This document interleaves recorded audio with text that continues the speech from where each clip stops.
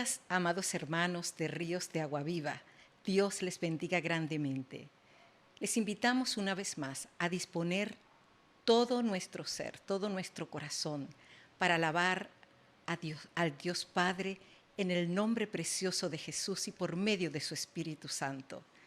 El Salmo 103, les invito a que lo leamos juntos. Desde el versículo 1 al 5 dice: que todo lo que soy alabe al Señor. Con todo el corazón alabaré su santo nombre. Que todo lo que soy alabe al Señor, que nunca olvide todas las cosas buenas que hace por mí. Él perdona todos mis pecados y sana todas mis enfermedades. Me redime de la muerte y me corona de amor y tiernas misericordias. Colma mi vida de cosas buenas. Mi juventud se renueva como la del águila.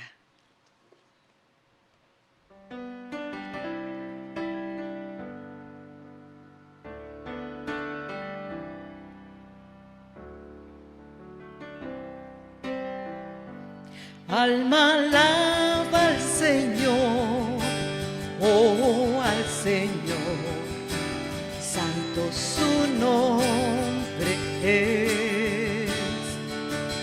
Canta de corazón al Señor, su nombre alabaré.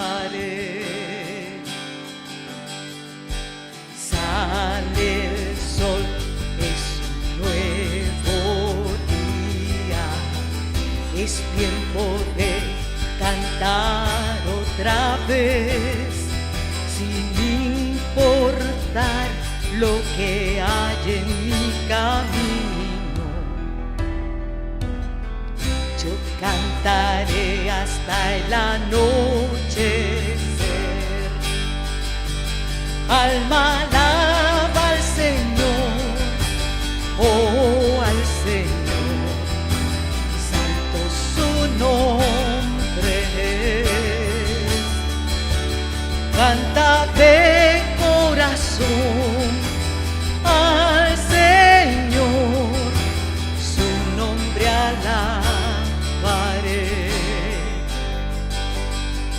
Él es amor, lento para irarte. Tu nombre es grande y fiel, tu corazón.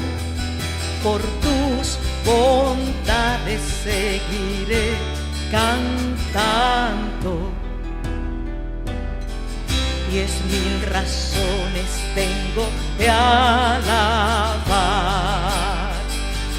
Alma alaba al Señor, oh al Señor, santo su nombre es. Canta de corazón al Señor, su nombre alabaré. El día que ya no tenga fuerzas, mi tiempo acabe y llegue el final, aún mi alma alabará tu nombre por 10,000 años y la eternidad.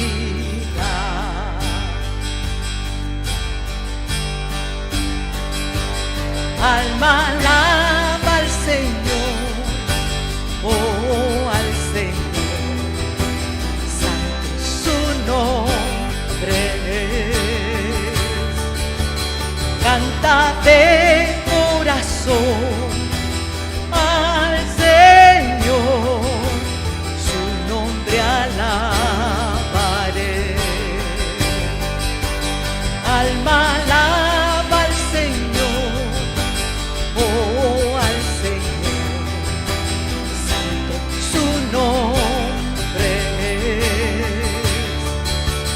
Canta de corazón al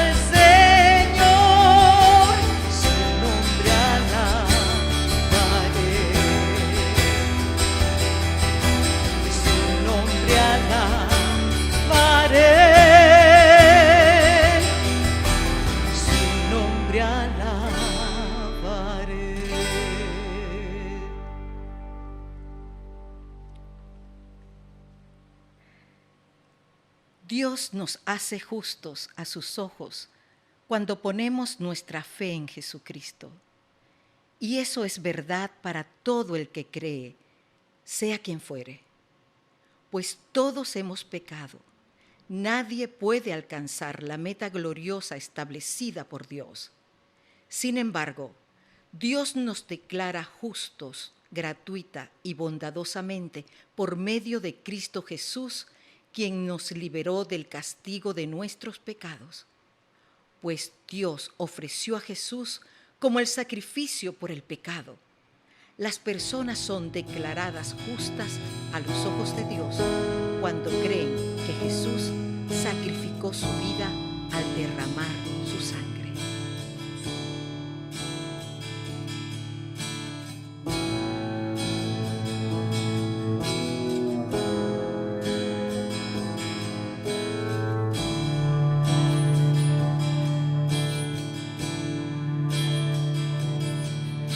¿Cómo puede ser que el bueno y justo se hizo hombre y fuera a morir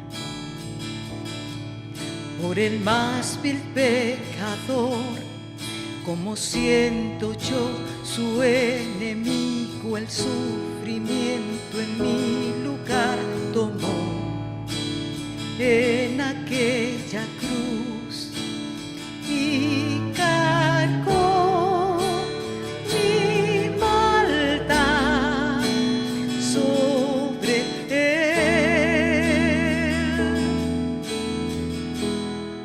Su rectitud por la fe mía es.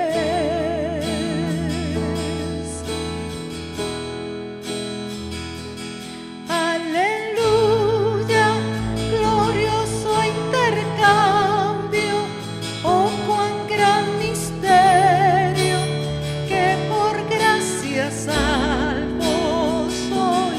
Aleluya, gloria sea a Cristo, por su sacrificio, declarado justo soy en él.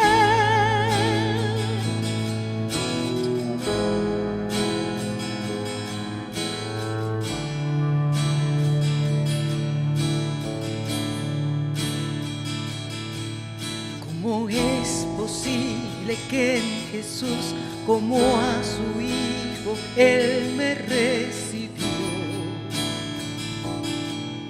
y su nombre llevo hoy?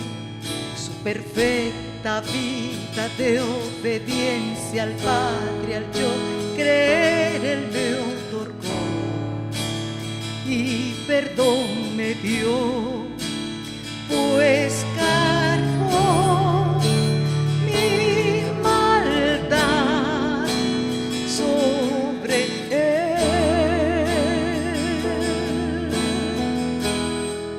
Su rectitud por la fe mía es.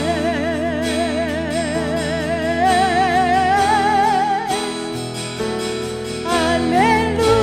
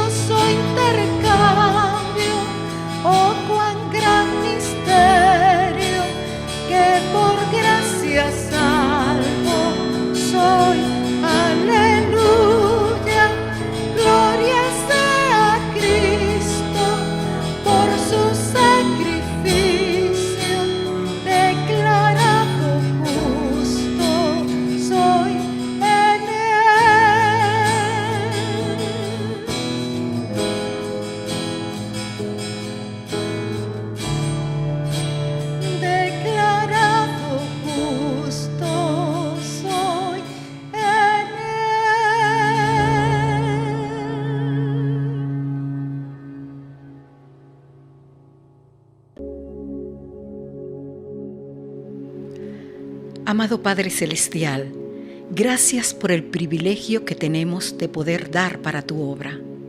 Bendice, Señor, nuestras ofrendas y recíbelas como un acto de acción de gracias y adoración agradable a ti. En el nombre de Jesús. Amén.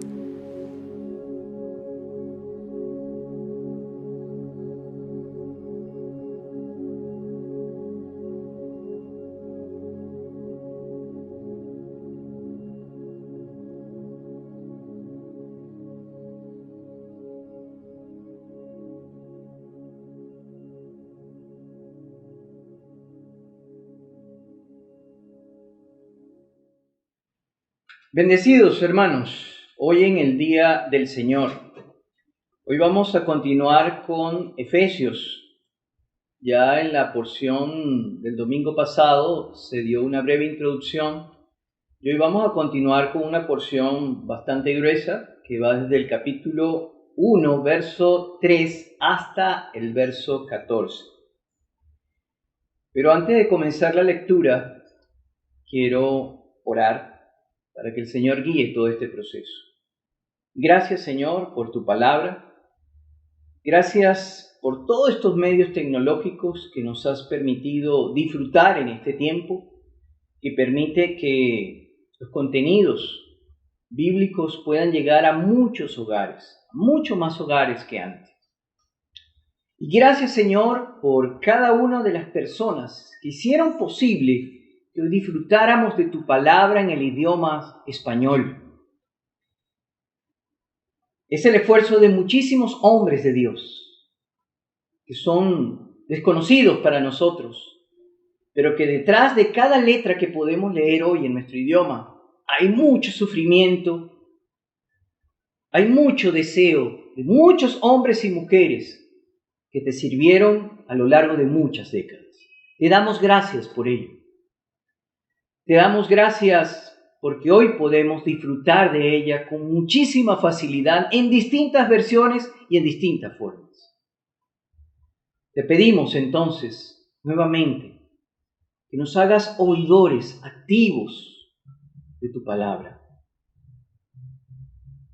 y que eso produzca en nuestros corazones una sensibilidad especial para obedecerte en el lugar donde tú nos has puesto para servirte.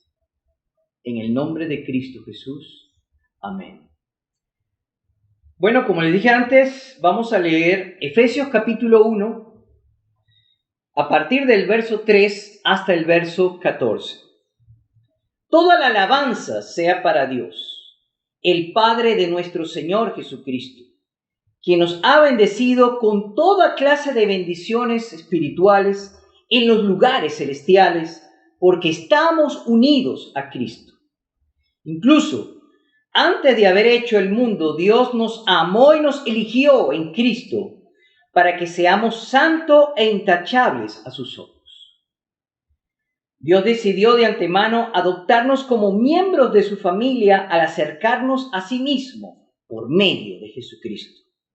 Eso es precisamente lo que Él quería hacer y le dio gran gusto hacerlo, de manera que alabamos a Dios por la abundante gracia que derramó sobre nosotros, los que pertenecemos a su Hijo amado. Dios es tan rico en gracia y bondad que compró nuestra libertad con la sangre de su Hijo y perdonó nuestros pecados. Él desbordó su bondad sobre nosotros junto con toda la sabiduría y el entendimiento. Ahora, Dios nos ha dado a conocer su misterioso plan acerca de Cristo, un plan ideado para cumplir el buen propósito de Dios. Y el plan es el siguiente: a su debido tiempo, Dios reunirá todas las cosas y las pondrá bajo la autoridad de Cristo. Todas las cosas que están en el cielo y también las que están en la tierra. Es más, dado que estamos unidos a Cristo, hemos recibido una herencia de parte de Dios, porque Él nos eligió de antemano y hace que todas las cosas resulten de acuerdo a su plan. El propósito de Dios fue que nosotros, los judíos, que fuimos los primeros en confiar en Cristo, diéramos gloria y alabanza a Dios. Y ahora ustedes, los gentiles, también han oído la verdad, la buena noticia de que Dios los salva. Además, cuando creyeron en Cristo Jesús, los identificó como suyos al darles el Espíritu Santo, el cual había prometido tiempo atrás. El Espíritu es la garantía que tenemos de parte de Dios de que nos dará la herencia que nos prometió y de que nos ha comprado para que seamos su pueblo. Dios hizo todo esto para que nosotros le diéramos gloria y alabanza a Dios. Esta porción, que es bastante larga, la vamos a dividir en 3 sectores. La primera va a ser los 3 primeros versículos y voy a reiterar su lectura. Yo la he titulado Los escogidos de Dios. Toda la alabanza sea para Dios, el Padre de nuestro Señor Jesucristo, quien nos ha bendecido con toda clase de bendiciones espirituales en los lugares celestiales. Porque estamos unidos a Cristo incluso antes de haber hecho el mundo. Dios nos amó y eligió en Cristo para que seamos santos e intachables a sus ojos. La primera expresión de Pablo en el primer versículo es una alabanza. Pero para poder alabar hay que contemplar. Los contenidos de la alabanza son contemplativos, reflexivos. Es una meditación de todos los aspectos y los beneficios que hemos recibido de Dios. Por eso es que Él merece alabanza. Meditamos sobre los beneficios recibidos por Dios, es decir, las bendiciones. Las bendiciones no es otra cosa sino los beneficios dados por Dios a nosotros, una vez que nos hemos adecuado, que toda nuestra vida ha sido adecuada a su plan, ha sido adecuada a su voluntad. Cuando ajustamos todas las partes de nuestra existencia a la voluntad de Dios, recibiremos bendiciones.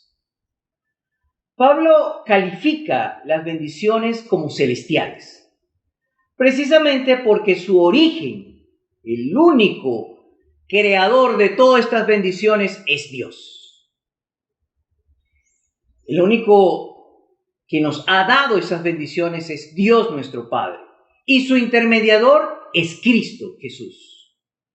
Provienen del Dios Padre a través de la unión con Cristo. No se puede recibir ninguna bendición de parte de Dios si primero no nos conectamos con su Hijo Jesucristo. Pablo en todo este pasaje entonces hace un inventario de esas bendiciones. La primera gran bendición es que somos elegidos desde la fundación del mundo, tal como también lo afirma el Señor Jesús en el Evangelio de Juan 15, capítulo 15, versos 16. Ustedes no me eligieron a mí, yo los elegí a ustedes. Lo cual implica que nada de lo que ocurre en nuestra vida es casualidad, sino es causalidad. El Señor encausa toda nuestra existencia. Él construye nuestra historia, aunque probablemente nosotros no lo sintamos o no lo veamos, o probablemente nos rebelamos a ella, porque a veces no la entendemos. Pero finalmente, sobre todo los que ya tenemos tiempo en el Señor y que tenemos algún recorrido, y que en algunas circunstancias de nuestra vida no entendíamos por qué estaba sucediendo algunos aspectos de nuestra vida, después, cuando contemplamos ese recorrido a la distancia, podemos proclamar lo que dice Romanos capítulo 12. Su voluntad es buena, agradable y perfecta, porque cada uno de esos aspectos de nuestra historia nos ha conducido a que construyamos en cada uno de nuestro ser la imagen de su Hijo. Somos escogidos entonces no para propósitos caprichosos. Aquí hay un para qué, hay un objetivo. Y el objetivo, hermanos, es la santidad. El objetivo es vivir separados del mundo. Cada creyente muestra al mundo unas características distintivas. ¿Qué quiero decir con características distintivas? Que nos diferenciamos del mundo. Por eso es que en otra parte de las Escrituras dice, por los frutos los conoceréis. Los frutos simplemente son aspectos de nuestro comportamiento cotidiano que son diferentes a los comportamientos de la cultura que nos rodea. Es decir, que nuestra cosmovisión, nuestra manera de ver el mundo es distinta a la cosmovisión del mundo que nos rodea. Y eso se traduce siempre en comportamientos y en conducta. Por eso en Pablo en capítulo 12 dice, siempre cambien su manera de pensar para que sí cambien su manera de vivir. El espíritu y la palabra van en conjunción para que cambie nuestra manera de pensar y así cambie también nuestro comportamiento. Y ese comportamiento distintivo es el que va a marcar la diferencia. Lo que ocurre en nuestra vida entonces no es casualidad, sino causalidad. Todo está dentro de su soberana voluntad, que como dije antes, buena, agradable y perfecta. Somos escogidos con el propósito de la santidad, separados del mundo. Cada creyente muestra las características distintivas. Las diferencias deben ser notables. Por eso somos la luz. La luz es notable en medio de una gran oscuridad. Y lo que más nos hace ser distintivos es que cada cosa que hacemos, lo hacemos para la gloria de Dios. Así que sea que comen o beban, cualquier otra cosa que hagan, háganlo para la gloria de Dios. Eso es lo que en 1 Corintios nos dice allá por el capítulo 10, versos 21. Por eso hubo un libro escrito por el sociólogo Max Weber que se llamaba La ética protestante y el espíritu del capitalismo. Y él hablaba que la actitud ética de esas comunidades que él llamaba puritanas, que hoy podemos llamarla como comunidades evangélicas, tenían una actitud monástica e intramundana. ¿Por qué decía intramundana? Porque no era la actitud monástica normal. La actitud monástica normal era apartado del mundo. Es decir, en lugares solitarios y aislados. La actitud de esas comunidades de creyentes era intramundana, dentro del mundo. O sea, tenían una alta calidad de vida moral dentro del mundo.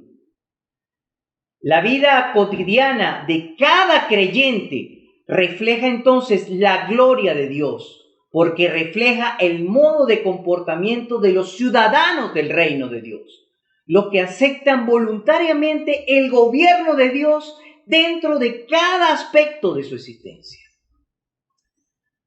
Ahora vamos con la otra porción, que es en el verso 5 y el verso 6, que yo le he titulado Nuestra adopción a la familia de Dios. Dios decidió de antemano adoptarnos como miembro de su familia al acercarnos a sí mismo por medio de Jesucristo. Eso es precisamente lo que Él quería hacer y lo dio con gran gusto, de manera que alabamos a Dios por la abundante gracia que derramó sobre nosotros, los que pertenecemos a su Hijo amado. Pablo afirma que Dios decidió adoptarnos por su gracia, es decir, es un don no merecido. La adopción se produce dentro de un contexto donde los seres humanos no tienen padre y al adquirir la adopción recibe entonces todos los derechos de ser hijos. Tal como también lo dicen Romanos, éramos enemigos de Dios, estábamos sin padre, huérfanos. Y Dios ha tomado la iniciativa de, a través del sacrificio de su Hijo, sernos parte de la familia de Dios. Dentro del contexto del Imperio Romano, eso tenía una significación muy especial. Acuérdense que dentro del Imperio Romano se practicaba lo que era el pater familiae. El pater familiae quiere decir que el padre de familia le pertenece todo lo que constituye la familia. Es decir, tanto los bienes materiales en sí mismos, como también todos los bienes humanos. Y ningún hijo podía tomar ningún tipo de decisión si no lo consultaba con su padre. Él era propiedad de su padre. Por eso, lamentablemente, la historia también registra muchos abusos de parte de los padres, que constituían a sus hijos como esclavos. Pero ese no es el contexto de esta que nos narra Efesios. Estamos dentro del contexto de un Dios amoroso, un Dios que desea hacernos parte de su familia para constituirnos, para darnos bendiciones. Pero como dije antes, dentro del contexto del Imperio Romano, el hijo pasaba a ser propiedad del padre. Todo el destino del hijo dependía del padre, incluso dentro de su vida adulta. No podía tomar decisiones de manera autónoma. Todo lo consultaba con su padre. A fin de cuentas, él era el que tomaba las decisiones. Eso tiene una gran implicación para nuestra vida cristiana.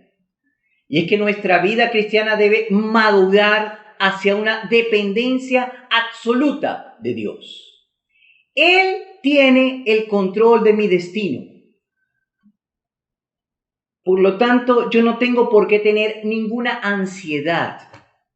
No puedo tener ninguna inseguridad por mi futuro, porque Él tiene cuidado de mí. Porque Él ha planificado desde el principio del mundo que yo sea parte de su familia. Y en verdad, hermanos, aquellos que hemos podido tener contacto con algunas iglesias en el exterior y que hemos podido también disfrutar de la hospitalidad de los hermanos en algunas partes del interior del país, uno siente con otro hermano, a pesar de que no lo conoce en profundidad, siente la familiaridad, siente la hermandad. Y es porque hemos recibido un vínculo que trasciende el vínculo consanguíneo. Es un vínculo espiritual. Es la fuerza del Espíritu Santo que nos hace familia de Dios, nos hace hermanos. Un vínculo que trasciende inclusive la hermandad consanguínea. Somos parte de la familia de Dios. Es una vinculación que trasciende cualquier lazo. Es una vinculación que proviene de la fortaleza espiritual del Espíritu Santo. Entonces, el deber de nosotros como hijos de Dios es sostener una vida plena en dependencia de Dios, en dependencia de nuestro Padre. Tener la certeza de que Dios nos conduce hacia un buen vivir, nos conduce hacia bendiciones. La otra parte, que es ya en el verso 7 y 8, nos habla de otra gran bendición, que es la gracia de Dios, que no es otra cosa que el regalo de Dios. ¿Por qué un regalo? Porque todos los dones que hemos recibido de Dios, todas las bendiciones que recibimos de Él, no lo merecemos. Como dice el versículo en el verso 7 y 8, Dios es tan rico en gracia y bondad que compró nuestra libertad con la sangre de su Hijo y perdonó nuestros pecados. Él desbordó su bondad sobre nosotros junto con toda la sabiduría y el entendimiento. Es decir, el Señor Jesucristo nos otorgó la libertad. ¿La libertad de qué? Hemos sido liberados de la muerte del pecado.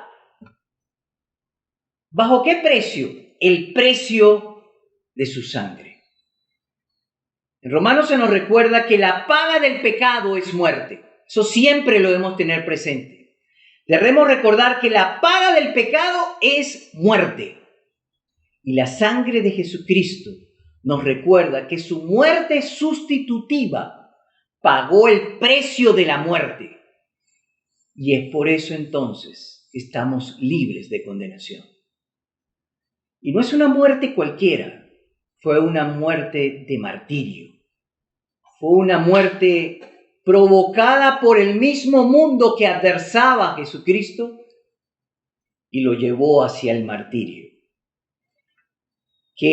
Un martirio que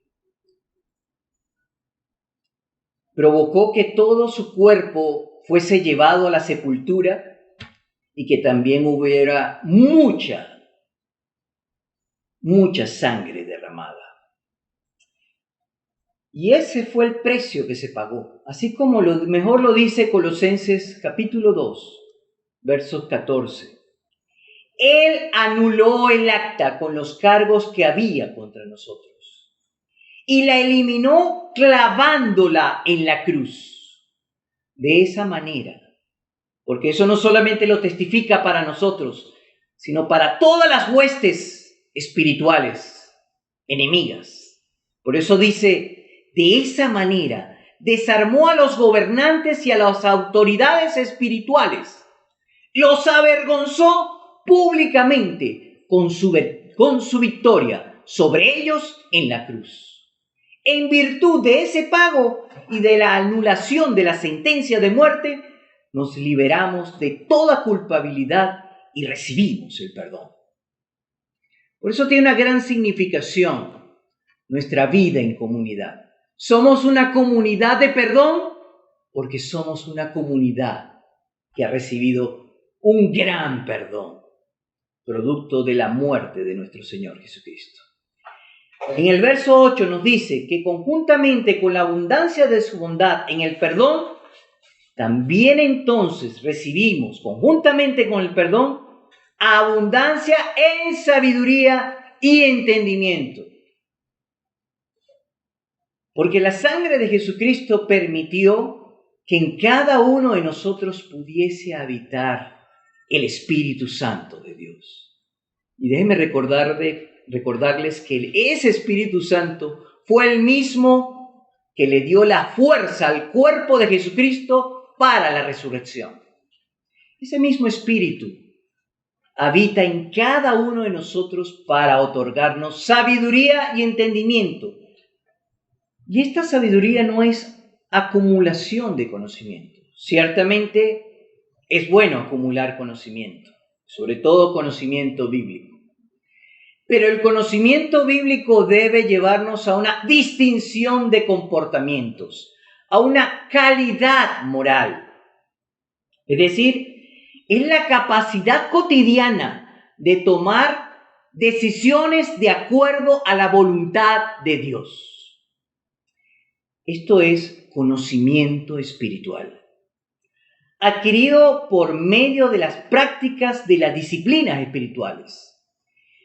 Y no es otra cosa, hermanos, que es el estudio profundo de su palabra y la oración.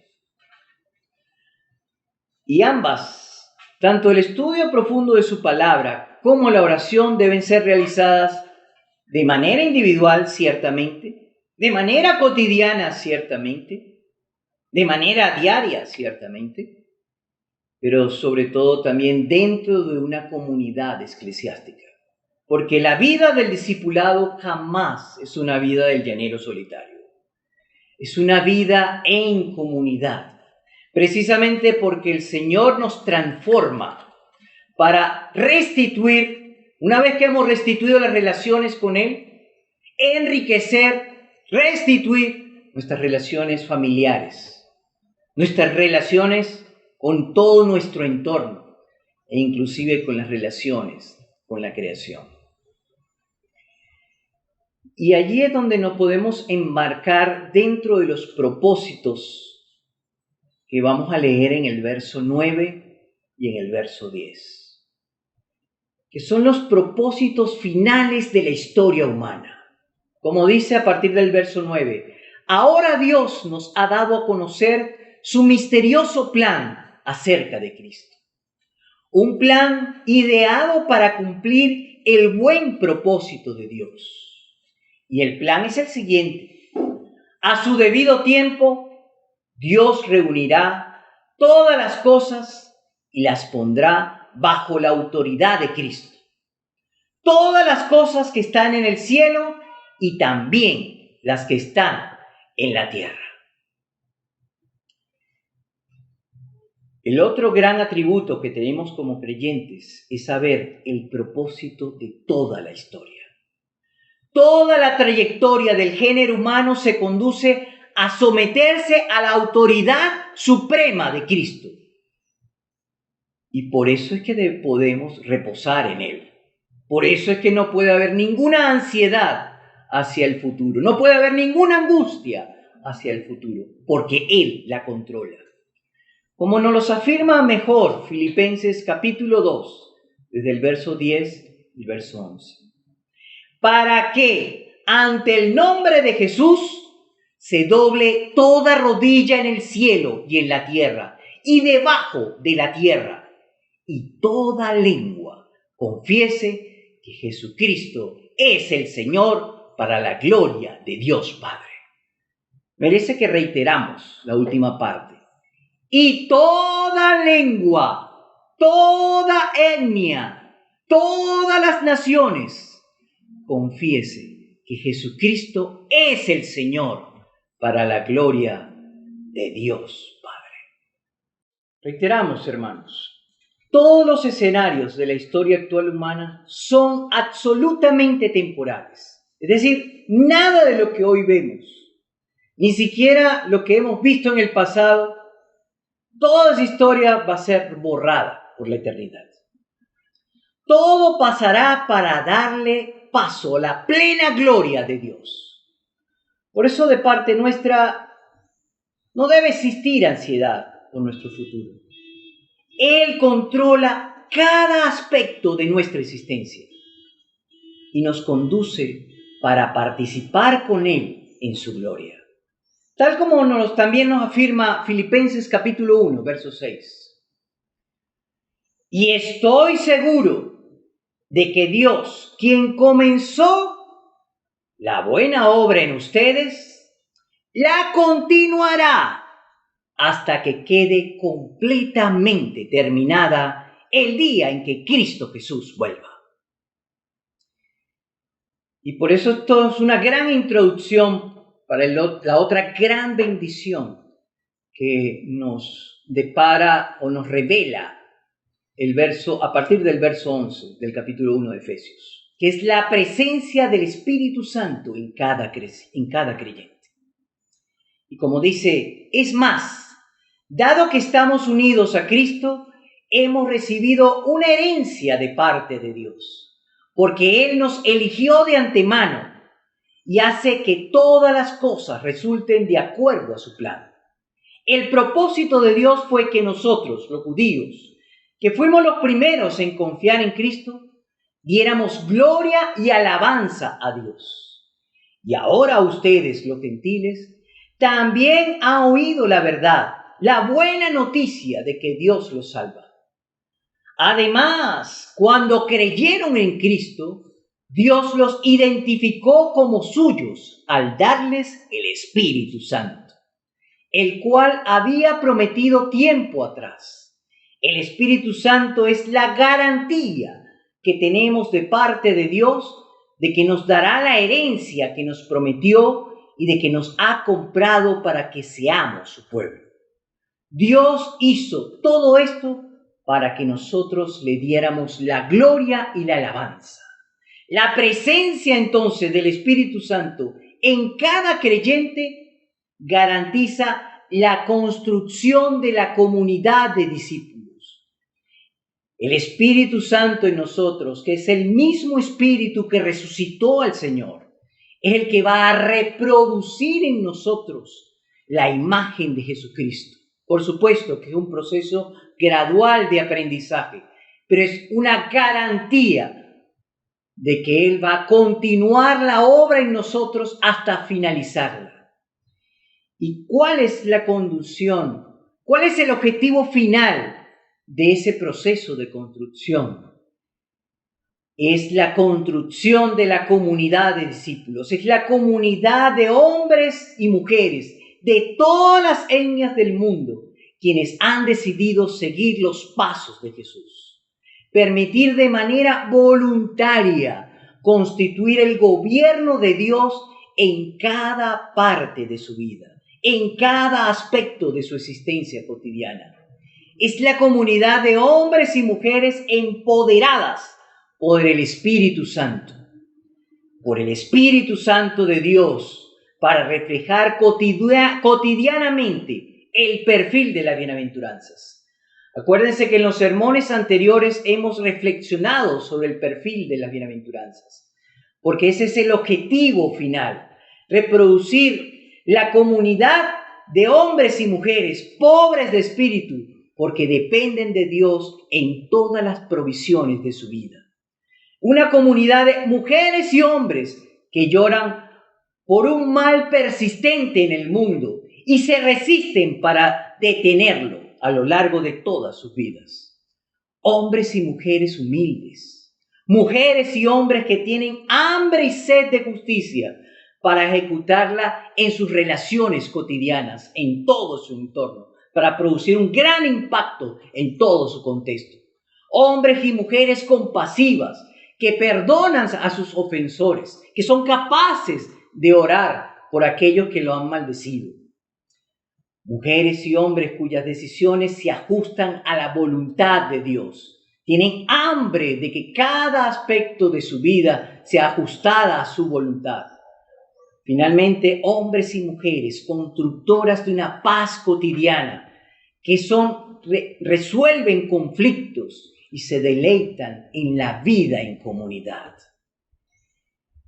Y hombres y mujeres dispuestas a sufrir agravios, a sufrir negaciones, a sufrir ofensas por parte del mundo. Y la sufren con paciencia, porque la sufren por causa de la justicia. Ese es el perfil distintivo de la comunidad de discípulos. Eso es lo que nos hace diferentes al mundo que nos rodea. Eso nos hace luz de este mundo en este contexto de gran oscuridad. Dios les bendiga por siempre.